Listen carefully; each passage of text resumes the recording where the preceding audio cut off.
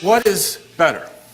That we think that these moral capacities we have are a gift from God, and we know absolute right from wrong?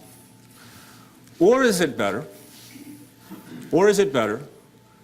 that when we think about our moral dilemmas and making decisions, that we realize that our moral capacities are not as fixed right and wrong as we would like to think? Sounds rather confusing. The question as to whether our morals are handed us by quantum laws, the fundamental laws of physics, or God. Our next guest has the courage to dive into such matters. Once a Cambridge University legal expert who retired from the law to delve into issues such as this as an author. His latest book will start some conversations. A Final Theory of God. Let's welcome Joseph McMillan into MidPoint. Joseph, thank you so much for being here today. My pleasure. You have opened up quite a lot of different discussions, even here around the office as well, because as you put it in a paper recently, is morality a manifestation of the fundamental laws of physics, especially quantum laws? Wait, boy, people are going to start getting confused right away, because we always thought that our morality was handed us by our God, our family, and the people around us here. Well, these are exactly the issues I tried to address in the book.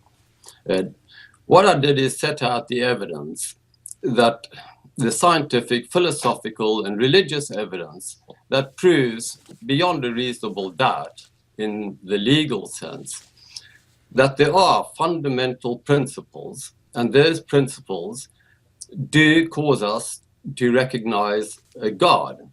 The evidence is obviously quite difficult, but the argument is very simple, because human beings in every respect are a manifestation of the fundamental laws that govern the universe. But those laws are also imprinted into our brains in a mathematical form. But the brain has mechanisms that converts the mathematical raw data into images, words, and concepts. And one of those mechanisms converts the mathematical raw data into moral principles. I call that mechanism a neurological moral network. And that network tells us that the principle of freedom is the fundamental principle of morality. And that principle speaks to us of a God. Are you telling us, and again, I'm fascinated by this, but I want to dig into it a little bit, that perhaps our morality is already there, and if we go to church, if we believe in a God, if we are taught morality by somebody else, that it becomes part of what we learn, and then it triggers something in our brain to release morality? No, I think to consider that, we have to look at what is the fundamental principle of morality. And it's something we all recognize, irrespective of religion. In effect, no one person or group of people has any natural authority over any other person. But that has a reciprocal obligation, that when I recognize that nobody has authority over me, I also recognize I can't have authority over any other person. So that gives us a negative obligation. It's an obligation not to interfere with somebody else's freedom. But there's only one time when we recognize positive obligations. The only time in life that we assume voluntarily and freely onerous obligations, not because we fear punishment or we see some advantage to it, but out of unconditional love, is when we create a new human being in our own image. And when we recognize the obligations we have towards that human being, we also recognize that all other life is deserving of similar obligations, especially life that can't fend for itself. Joseph, I got to bring something into the conversation here, because I'm sure you might have heard this. There are many people who are going to watch right now, and they're listening to you, and they're going to be a little bit angry probably, because they're going to say that you're taking God out of the equation here, and people who are God-fearing and God-believing are believing that that's where morality comes from. Your idea states that it doesn't come from God at all. No, quite the contrary. because it is this interaction between freedom and law that speaks to us of a God who must have given us the fundamental principles. Freedom cannot recognize the commands and the doctrines and the opinions of other human beings as law.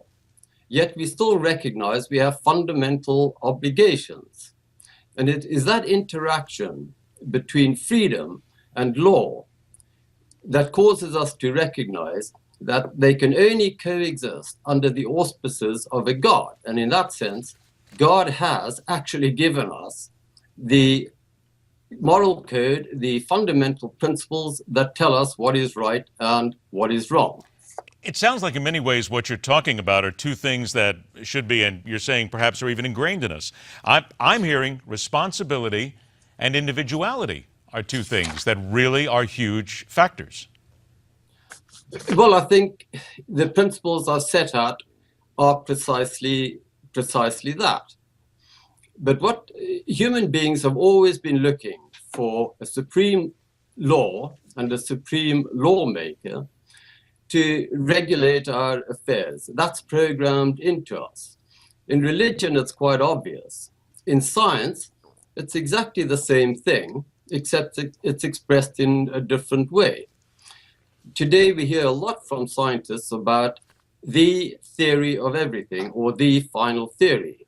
Hence the reference to final theory in the title of the book. But science, what they do is they look at the universe and they've discovered, well, it's impossible if there's one universe that it could have ended up this way. So what they do is they multiply the number of universes and say in one of those universes, a universe just like ours would have emerged. It's what I call the multi-lottery theory.